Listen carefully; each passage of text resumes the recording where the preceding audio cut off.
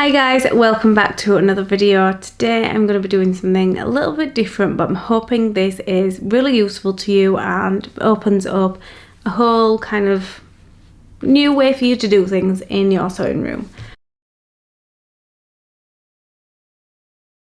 So before we get into the video, make sure you like this video, subscribe to my channel and do that little notification bell so you don't miss any of my future uploads. I have a whole range of things planned, so make sure you stay tuned to catch those. So I'm going to highlight the three main ways first, and then we're going to go into them in depth. So the three main ways is, the first one is by tracing the pattern with a tracing wheel. The second is tracing your pattern through tracing paper, and the third is by cutting the largest and folding it. So I'll run through each one, what makes them different, what the process is, and hopefully this will highlight some things to you, make it your life easier, and even inspire you to use what's in your wardrobe. So number one is using a tracing wheel. So a method I'd not really thought of before but found through another YouTuber. I'll leave a link to this person's YouTube channel below. Can't remember the name, I'm really bad. So it's by highlighting the size that you want from a pattern. If you don't know what a tracing wheel is, this is a tracing wheel.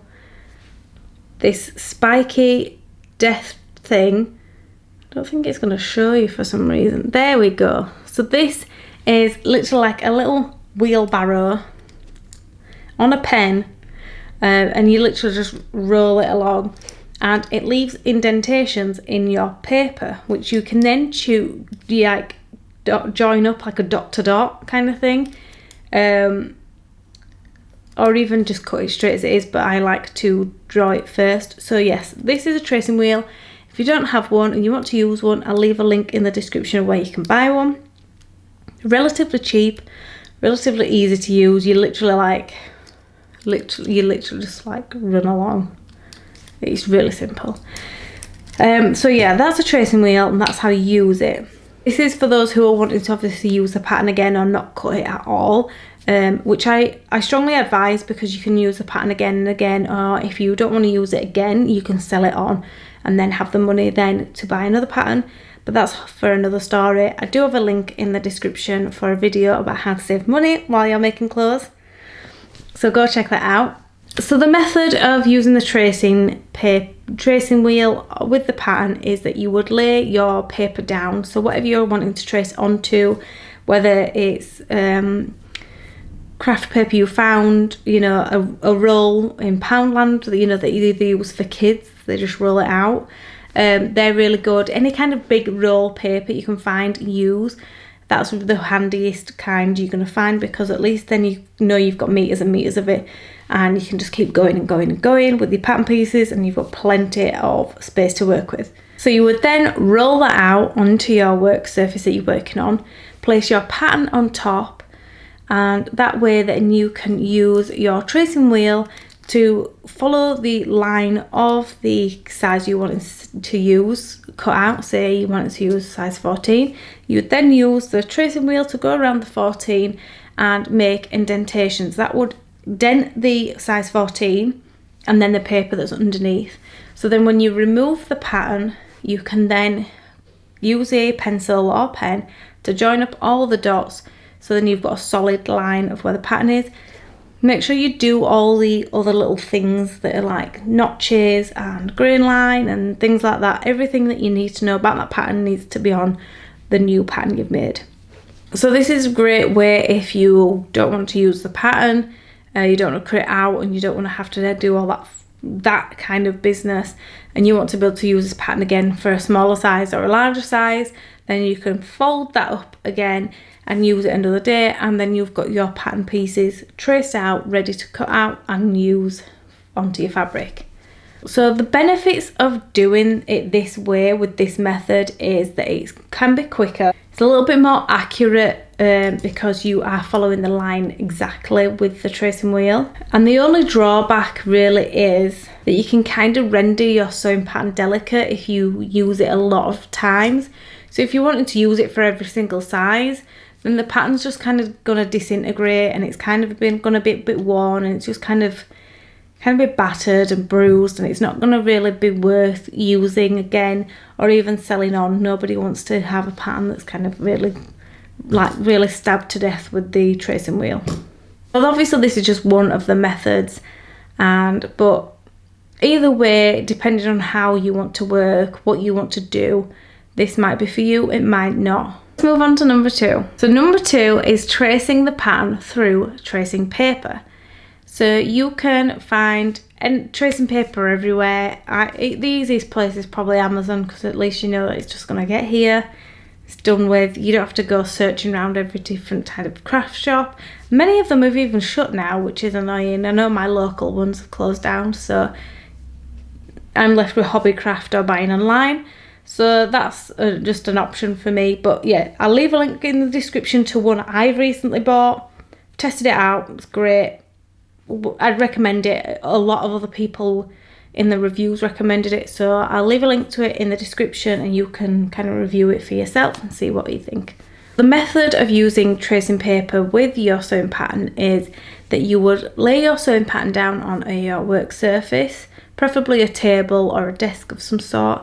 You would then put your tracing paper over the top, hold it in place using pattern weights or even tape, and then you would use your pen or pencil to trace through to the size that you're wanting. So if you wanted to trace a size 14, make sure you know what the line looks like for that size and trace through. This can be a little less accurate, especially if your paper moves, but also if you've weighted it down enough, it can be very accurate. You can also make sure you get every single little detail in, which I really like. And then once you've got all your kind of everything, your information, make sure you take in your notches, darts, grain line, anything else that you need to know about that pattern is also traced onto the new one. You can then go ahead and cut that out and you've got your pattern ready to go. I like this method more because I find it easier to do, because then I can see more intricately, especially when when the kind of lines start to overlap a lot more. I like that they're easier to see and easier to follow in this method compared to the previous. So if you like being able to see a bit more and have a bit more control, then this might be the method for you. So overall, the benefits of doing this pattern is that it's quick, it's easy, it's a bit more accurate, you've got a little bit more control and you can see things a bit more clearly, and it is less physical wear and tear on the actual pattern itself. Nobody needs to know that you've traced it. You can still sell that pattern in very good condition, and it's perfect to use again for you personally as well. The only drawback is trying to find paper that's suitable, tracing paper that's suitable to use. If not, if you do have paper and it's a little bit hard, literally tape your pattern to the window, tape the paper over the top and do it that way, because the light will shine through and give you the perfect lines and be able to see through it completely. So that's an alternative if you really wanted to get this done without having to go and buy new tracing paper. That's an alternative. Method number 3 is to cut the largest pattern piece and fold to the smaller sizes. So if you don't want to have to unfold or create new patterns every single time, you can simply cut the largest size there is of the pattern and fold the pieces to follow the new line. So you would cut the pattern out of the paper it is in to the largest size. So whatever is the biggest size that's on that sheet, you would cut every single piece out to the same size, and when you come to use them, say you've cut it into a 20 but you need it in a 14, you would then fold the kind of size down to the 14 line and do that for each single section of the pattern on every single pattern to then use. This is something I've only really ever done if I've been given the pattern that I want to use and it's already in a bigger size.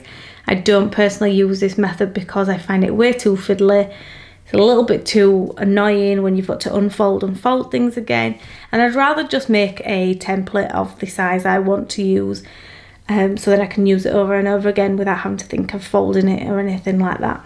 So the major benefit of this method is that it saves you having to trace out a new kind of size every time you need one. Say you're doing the peppermint ruffle top, this one. Say you're doing that one, you've already got it in a 6, but you need it in a 12. It saves you then having to, you know, make 2 extra patterns. You just have that one and fold it to the size you need. But then there's also a few drawbacks. 1, it can be extremely fiddly. 2, it can also damage your fabric. 3, it can definitely leave everything feeling less accurate. So within translation of you folding things, it means that things that are sharp or as accurate, such as darts, or you might lose your notches and things like that.